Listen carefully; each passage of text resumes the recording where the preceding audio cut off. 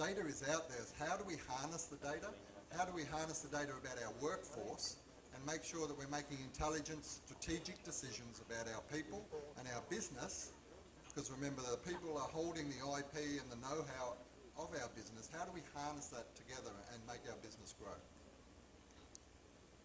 Really, I mean, I've come from, not too many people in the room would remember black and white TV, but nonetheless, there's been many changes of technology over the last 40-odd years, 50-odd years. For those in the room that watched Man Land on the Moon, that was in black and white. So Armageddon was in colour. Okay, that was in a cinema. But so these sorts of things change, but there's one thing for sure, as other presenters have said, change is getting quicker and quicker and quicker, and as a business we need to be far more agile to be able to adopt that. We're going and moving as a country, and certainly as a globe, we're moving from on-premise spot solutions to applications I can turn on and off. That doesn't happen on-premise, it happens in the cloud. So therefore, it is a fast-changing world, and as a business, when we're seeing trends, we're seeing new competitors come into the marketplace, we need to be able to adapt quickly.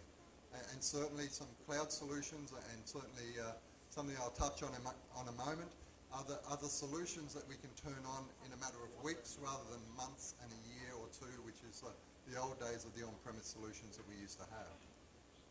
Certainly fragmentation, not very insightful, and everything was pretty much treated 10 years ago as an administration tool. HR was seen as an administration process or department within our organisations, and very non-strategic.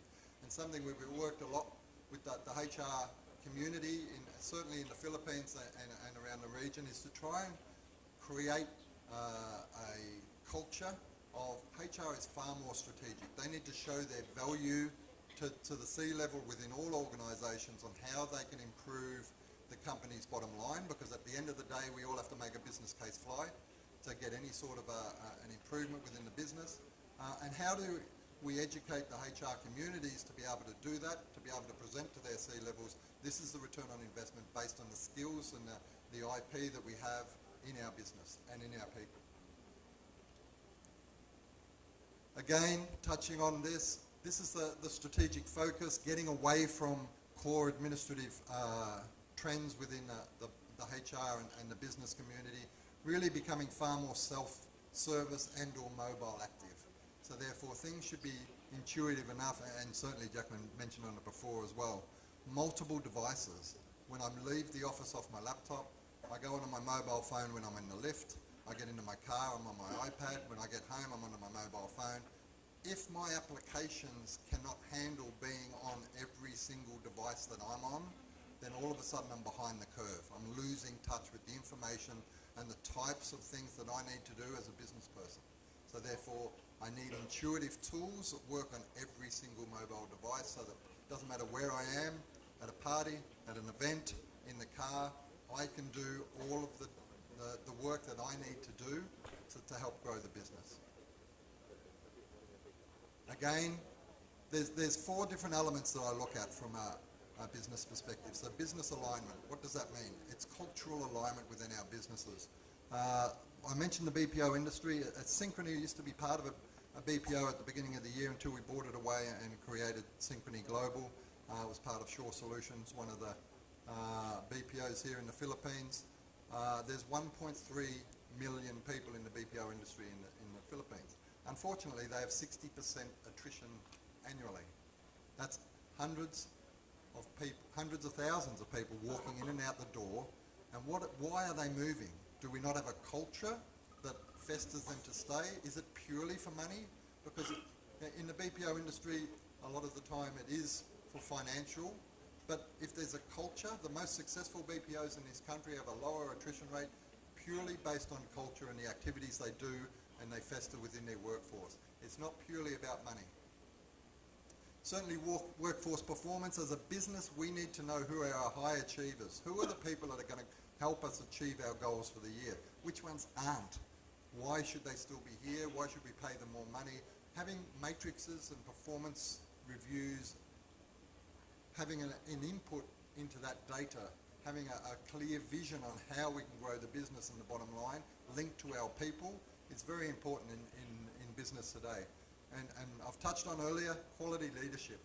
I think this country has an amazing amount of quality leaders, and it's a matter of us as business owners and individuals to make sure that we're continually improving our leadership and our skills within our organisations here in the Philippines to compete with the multinationals, to compete with these other people around the region and that crazy country over there called the US.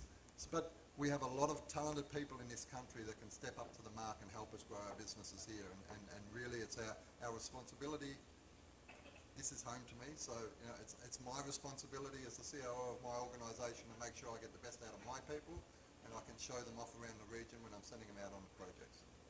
And effective business tools. It would be fair to say over the 30, maybe more years that I've been in the HCM space, that I've seen many different tools come and go. Everything from the top global systems, from Oracle to SAP to all of these fancy things, the new kids on the block, the Workdays and all these things come onto the stage, come off the stage, depending on where you are in the world. But one thing's very clear: cloud and innovation for user experience. And the companies that are getting there and getting these user experiences out there, making it easier for businesses to adopt, and they're all taking up exactly the same ethos of your iPhone and your Androids. I want to be able to go to an app store. I want to be able to purchase what I want, when I want it. It needs to be integrated to work onto my environment, and therefore I can get the best use out of it and the best cost effectiveness across the business. Mobile. People can't hear me? Oh, there we go. Now I can hear myself. That's a bad thing.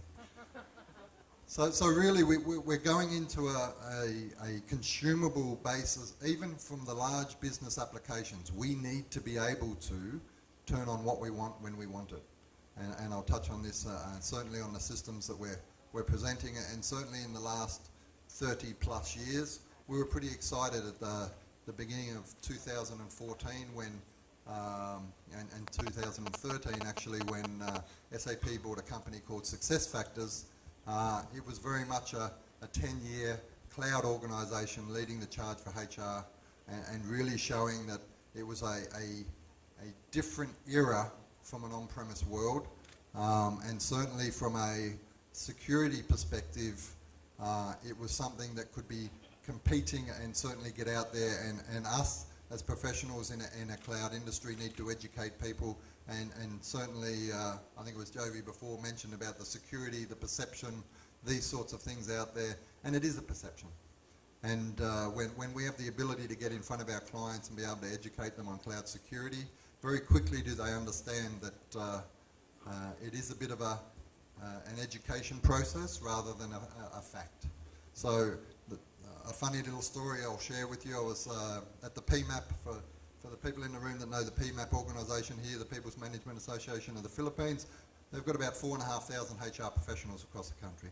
So I was presenting at their board meeting last month, and there was a coffee shop just outside the boardroom at the Marriott Grand Boardroom, and they had CNN on the TV.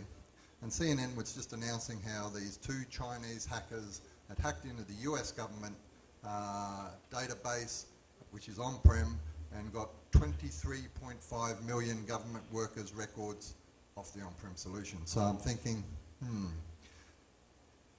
15 minutes later I was at the boardroom, and the president of PMAP asked me, tell me about security. What do you think I brought up in that meeting? I said, well, if I was downstairs, US government thought that they were pretty secure at the same time. Something that was mentioned this morning, it's really around, cloud solutions focus on security. There is 2 external companies to SuccessFactors that do daily penetration testing. Most people that have on-premise solutions may do a yearly penetration test on their on-premise solutions. May, right? Some people would them in and never do it. To have cloud companies doing it daily and have 2 external providers, SuccessFactors themselves in the 10 years of their history have never been penetrated, ever. So when you talk about security, these are the sort of stories we can bring to the table and show companies in the Philippines that actually it's far more secure than your on-premise systems today. And that's for very, very, very good reasons. Coming back to the user interface, any tool that we use these days really needs to be intuitive. I need to be able to roll out solutions in 6 weeks and 8 weeks. You haven't got, you know, an on-prem solution you used to roll out in 6 months, or 8 months, or 12 months. There's a big chunk of that time for user training or user guides, detailed work instructions, none of which we have on our iPhones or mobile devices, by the way. So therefore, the user interfaces that we use need to be intuitive enough to be able to have a 2-hour session to go through your detailed work instruction to do performance and goals. If I'm going to be a recruitment agent, I want to be able to get to how do I use my recruiting tools within 3 hours. That's the sort of level of detail and intuitiveness you need in the solution. But also moving, as I said before, moving from my computer to my iPad to my iPhone. The application, doesn't matter what I do, whether I'm doing somebody's objectives, whether I'm approving overtime, looking at my pay slip, it needs to work on every mobile device we have, otherwise the tools are useless. And that's the world that we've moved into now. Just to throw out there, again, in the past, I mean, we're in an exciting era because only 5 or 6 years ago, we'd sit down with companies and design reports. And we would sit there and we'd go through a multitude of questions and trials and cost based on building reports for businesses. And nowadays, the solutions that we have in the cloud are building in every single new report that they have is now part of a template that every single company gets. So therefore, on quarterly releases from a SuccessFactors perspective, you know, competency dashboards, goal dashboards, performance, succession, all of these tools that we have standard dashboards, standard graphics. You don't have to design and build things. They're already there and intuitive enough to link to whatever you have. Again, in the old days, a 9-box grid was the HR's preferred way of viewing their staff. In this case, you're looking at who are our high and low paid people on the left-hand side versus who are our high performers. So therefore, you've got your low performers but high paid people over here in the red box, or you've got your high performing and low paid people over here. So very quickly you can get that sort of information. In the old days, it would be via a spreadsheet. You pull a few pivot tables together and cross-reference some information. Here now I can see, you know, whether it's a pink or a blue little person sitting next to it, is whether it's at my male or female staff that are high or low achievers, who are highly paid and who are lowly paid. I can see by a little calendar next to the person in the top, next to Marcus there, that he's due for retirement. Now, what's the succession plan around these people? What sort of information and IP are these people holding? And I need to be far more strategic in the way that I'm looking at my 9-box grid, but I need it to be visual.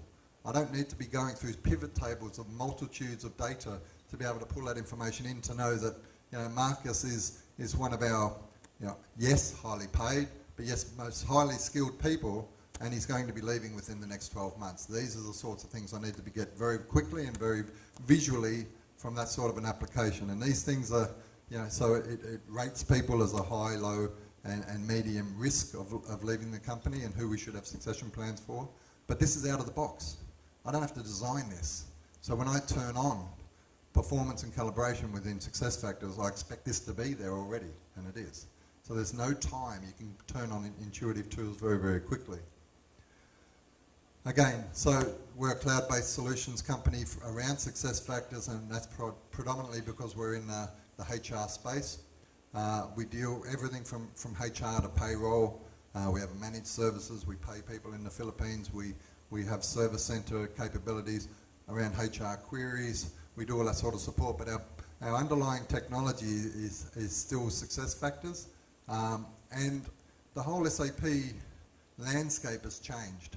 And this is part of the disruption of other players such as the Workdays, the Silk Roads and these sorts of companies around the world, has forced change in the fact that, and certainly you wouldn't normally put SAP and Apple in the same sort of room when you talk about two different companies.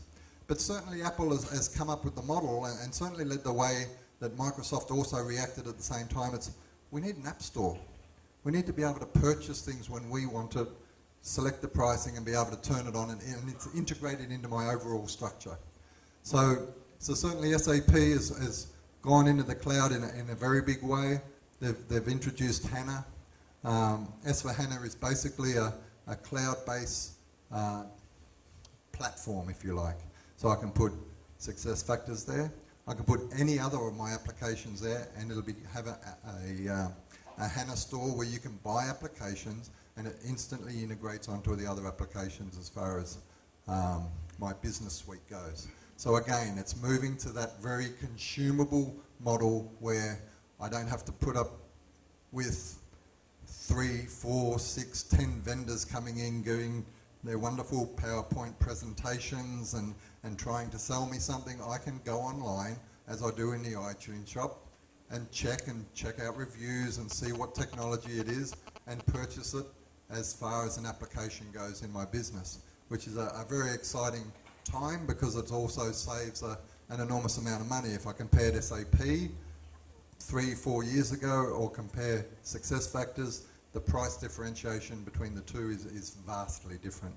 So now I can say, well, you know, it's coming up to November. I want to do performance and goals for January, February. I'll consume it now. I'll purchase a subscription and turn it on, set it up, and I'm ready to go for January. But social collaboration within business is key. So when you consider that, you know, your best assets are your people, you want to share information with each other, it really comes down to how can I fester activity within my group and getting away from email. Email's been fantastic. Got away from letters, got away from typing pools where you'd have a secretary sit there and type up a draft with carbon paper and, sorry, showing my age. But nonetheless, emails are great. But who reads an email that was sent to them a week and a half ago? Nobody. You've got to go traipsing back through. Somebody sent me a PowerPoint presentation. I think it was a week and a half ago. Let's go back. I think it was John. Search by name. Nope, that wasn't it. It must have been forwarded by someone. And it's painful, absolutely painful. If you miss somebody off the CC, I didn't share it with the right people, and therefore I'm not getting that buy-in by certain people. SAP Jam and mobile is sort of like a corporate Facebook, if you like, where we create groups within the organisation, and we can put our PowerPoints and our videos and everything in there, and everyone makes their comments. Very much Facebook. I love Facebook, kinda. In this country, you have no choice, but it tracks your activities all the time, so therefore that's great. But from a corporate-wise, we try and keep people off Facebook because we say it's non-productive. But we don't introduce anything else that festers communication and that collaboration within our organisation. We have chat tools, we have Skype, we have these wonderful things that we use as a business also, but it doesn't hold PowerPoints, it doesn't hold the information that I need to share with a group of people to be able to get their buy-in, their likes, their dislikes, their alterations, and put it back into the group. These sorts of social collaboration tools that we use, and to be honest, we purchased SuccessFactors for actually my last 2 companies that I've worked in. We purchased it ourselves, and the first thing we rolled out was the social collaboration, and then the other modules after it. But we found great strength, and certainly businesses are picking it up regionally, and certainly in the Philippines as well, as being a great communications tool. You know, nowadays when we do our Christmas parties, you know, it has neat little functions like polls. And I say, these are the 5 top topics we want for our Christmas party, and it's a poll. Everybody that's in the business can have a vote, and very quickly out the other end says 68% prefer this particular theme for the Christmas party. Us as management don't necessarily agree with the decisions, but that's all part of social collaboration and engagement within our organisations. We're not going to always agree when you open the door and say, let's all share this information and get your feedback, but it's far better to fester a culture of sharing and all of the ideas that come through. There's some pretty good ideas in there normally from our most valuable assets, our people, that can help us grow the business as well, and that's what we do. Again, there's all sorts of applications in the cloud these days. Payroll specific ones, we have what we call a syncPay. It's very much a local market application as well. that integrates with the talent suite, but it's very much a locally driven payroll solution for around about 8 countries in Asia, certainly in the Philippines. And it's got all the legislative stuff in there. But again, it was picked on the basis and developed on the basis it needs to be that nice little tile user interface. When we roll out syncPay to clients here, and we've got quite a few good names in the Philippines, there's very, very little user training to be able to roll this application out. I never had 1 minute of user training. I jumped on there myself when we rolled it out internally, and I used the system. I know where to go to get my time, I know where to go to apply for leave, and I know where to get my payslip. syncHRony Global really is the vast majority of our team is here in the Philippines. We fester our success factors and SAP business here in the Philippines, and we've opened offices, as I said, around the region. However, all of the core competencies here in the Philippines. It's only sales agents really in the other countries selling our Filipino talent overseas, and it's fantastic. Again, what I said, my senior leadership team, Filipinos that I'm very, very passionate about, and certainly the years of experience that my team brings. You know, these guys have been involved with some of the largest programs around the world from the Philippines, and certainly on an average over 10 years of HR and global experience. So I'm very, very proud of my team. Please, I know I'm standing between you and lunchtime, so I'm going to wrap this up. We've got a banner outside, a couple of great salespeople from the Philippines here, so if you have any questions about anything related to HR or cloud solutions, please come out and have a word to us. Thank you.